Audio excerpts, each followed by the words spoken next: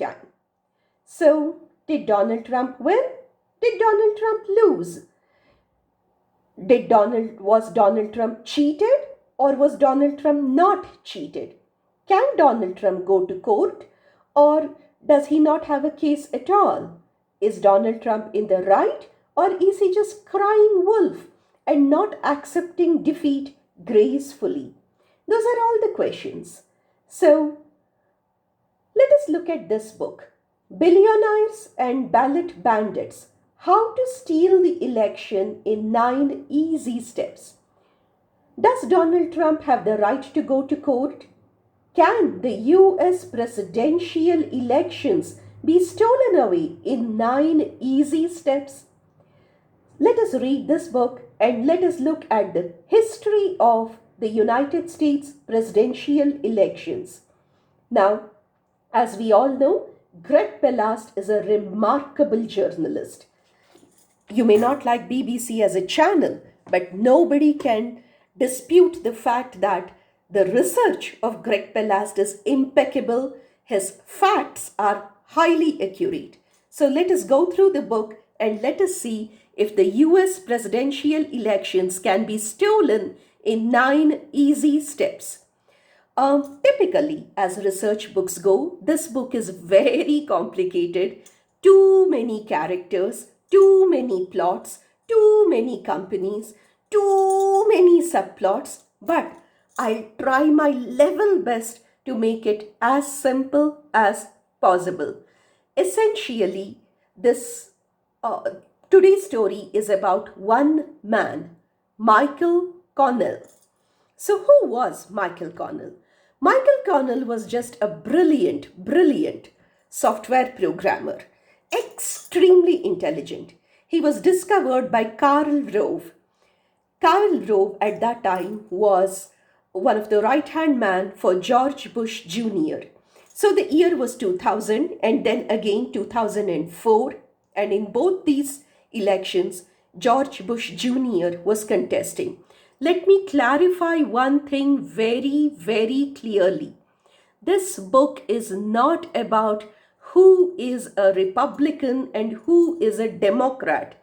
According to Greg Palast, Republicans and Democrats are pretty much the two sides of the same coin. This book is about the CIA and who is willing to be a puppet of the CIA. And if you're willing to be a puppet of the CIA, then the CIA will get you into the White House, because how to steal an election in 9 easy steps.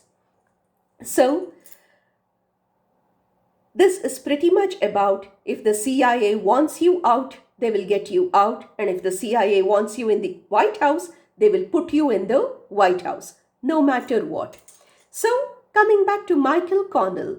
Michael Connell was a brilliant software programmer. He was hired by Karl Rove.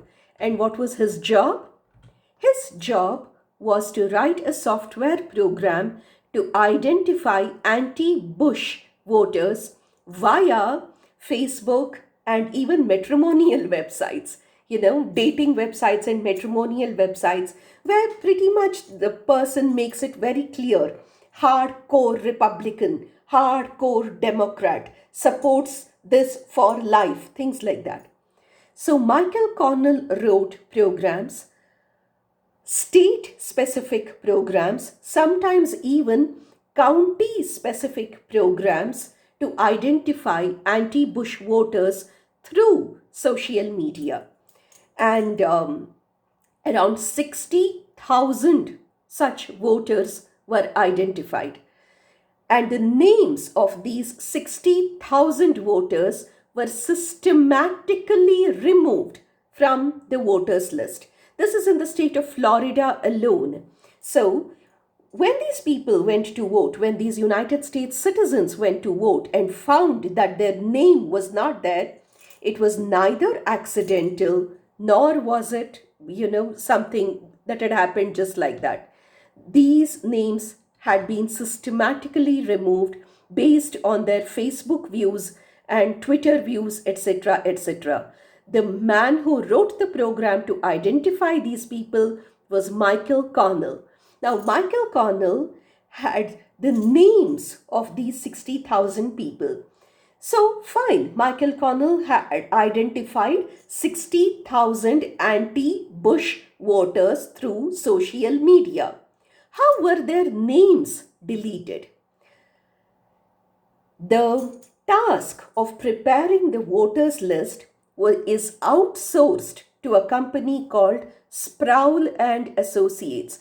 Now, let me get this very clear and very right, because you might have difficulty understanding this.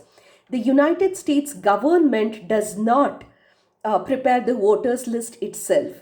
The task of preparing the voters list is outsourced to a private company, and that private company was Sproul and Associates. Now, the owner of Sproul and Associates was a member of Skull and Bones 322, the club of the fraternity, the brotherhood of which George Bush Jr., Sr., Karl Rove, Frank Carlucci, Richard Pearl, Paul Wolfowitz, they are all members. Okay, so as fellow member of Skull and Bones 322, the owner of Sproul and Associates was duty bound, brotherhood bound, association bound, skull and bone bound to help George Bush. So since the job was outsourced to a private company, it was not really all that difficult to remove 60,000 names from the voters list. So when these people went to vote, they couldn't vote. And then in 2004, the person contesting against George Bush Jr.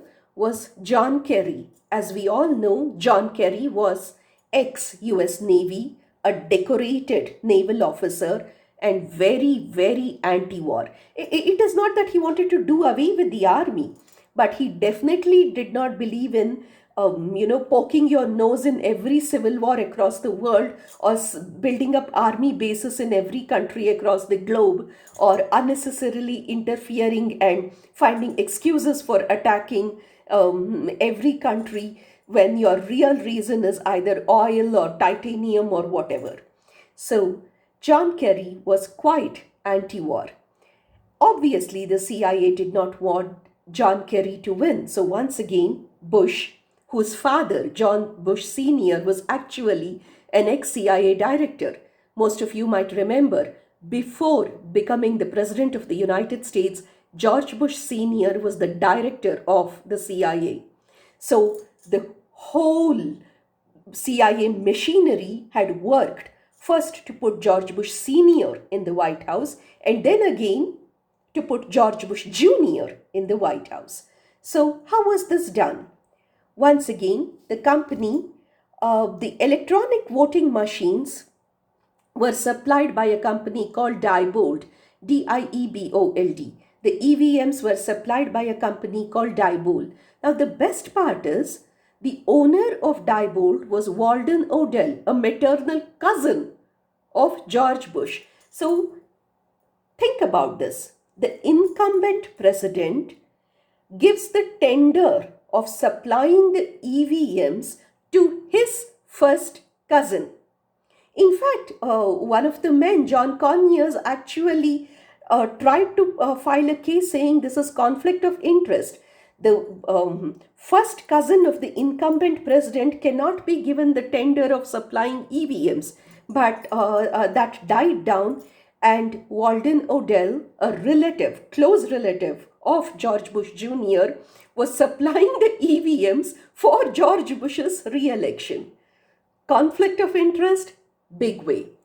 But Diebold, not only did they supply, when Congressman John Conyers at least said that Diebold should divulge its software, they claimed it was proprietary, they claimed it was a trade secret, they claimed they had a copyright, and they refused to even divulge the software that was being used in their EVMs. I'll continue next week.